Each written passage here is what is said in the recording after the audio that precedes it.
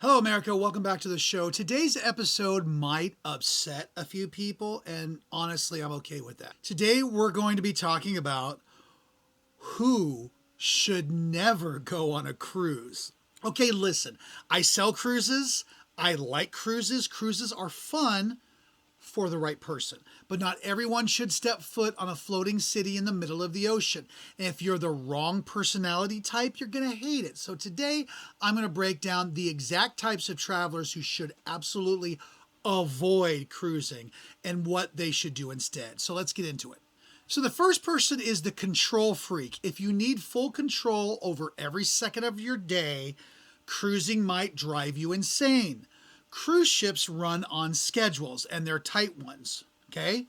You get to the dock at 7 a.m., you depart at 4 p.m., the buffet's going to close, the show's going to start at 8:15 on the dot. Excursions will leave without you. If you're the kind of traveler who likes to wake up and say, let's see where the day takes us, you're going to feel a little boxed in.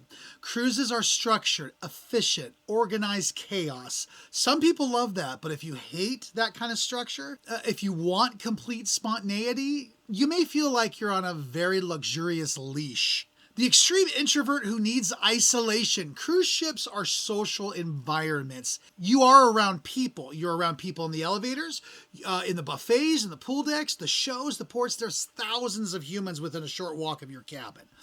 If your dream is a remote cabin, no noise, no lines, no announcements, you might not love cruising. Now, can you retreat to your balcony? Sure, but if crowds drain you deeply, and I mean deeply, you may find the constant proximity exhausting. I am one who likes to have at least one or two quiet places on the cruise ship to go. Not every place has to have loud music and drunk people falling over each other. With that said, not everyone is like me, and there are plenty of people who want to be around other people. I usually just hide out someplace quiet. Sometimes it's my room when I need that quiet time. Then there's the I hate tourists traveler. If you're the person who says, I don't want to be around tourists, do not go on a cruise. A cruise ship literally delivers thousands of tourists into a port at the same time. Okay? And that's one cruise ship. You could go to a port and there could be 5 or 6 cruise ships there. Each one has at least 2,000 people on it. So you're looking at about 10,000 people potentially, because not everybody leaves the ship, is going to be walking off into a port to go do stuff. It's organized tourism. Now, that's not a bad thing. It's efficient, it's convenient, and it's safe. But if you want to blend in, eat where the locals eat, wander side streets for hours, and avoid structured excursions, you may resent the cruise model. Cruising is about sampling destinations, not deeply immersing yourself. If you crave cultural integration, you're better off on land-based travel. The ultra-luxury purist. Now, here's where things get spicy. If your standard is ultra private villas, Michelin star dining every night, and one-on-one service ratios, mainstream cruises will disappoint you. Cruise ships are amazing, but they're scaled experiences.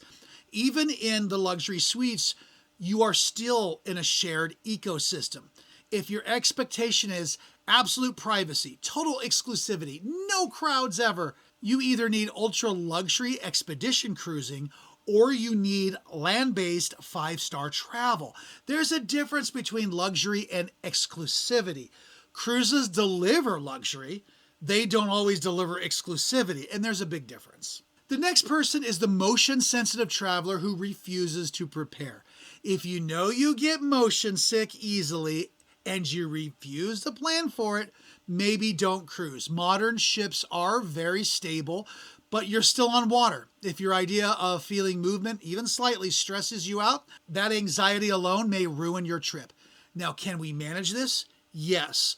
But if you're already convinced you're going to be miserable, you're going to be miserable. The person who needs 3+ days per destination. Okay, cruises are tastes. You're going to get 6 hours here, 8 hours there, maybe overnight in certain ports. But if your ideal trip is, I want to live in this city for a week, cruises are going to frustrate you. You're going to feel rushed. They're about variety, not depth. If you want depth, do a land itinerary. If you want a variety and efficiency, the cruise is going to win. The person who thinks cruising is automatically cheap, oh, that person drives me nuts. Cruises can be high value, but they're not automatically budget miracles. By the time you add in the flights, the hotels, the gratuities, the excursions, specialty dining, the total matters. And that stuff does add up rather quick. If you assume it's a cheap vacation and don't run real numbers, you may be surprised. Cruising is about value destination, not rock bottom pricing. The next is the person who refuses to spend extra. Okay, this ties in with the last one. And this one is big. Cruises are going to advertise the low base fare, but specialty dining, like I said, is extra. You're going to want to leave the ship and do something. That's going to cost extra. Drinks packages are always extra unless you're on Virgin Voyages. Wi-Fi? Oh yeah, that's definitely extra.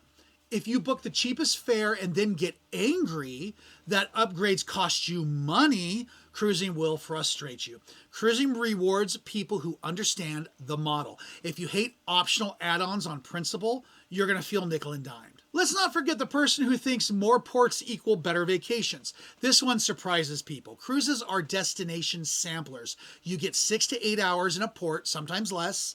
If you're the kind of traveler that wants to dive deep into the culture, spend 4 days exploring one city, a cruise is going to frustrate you.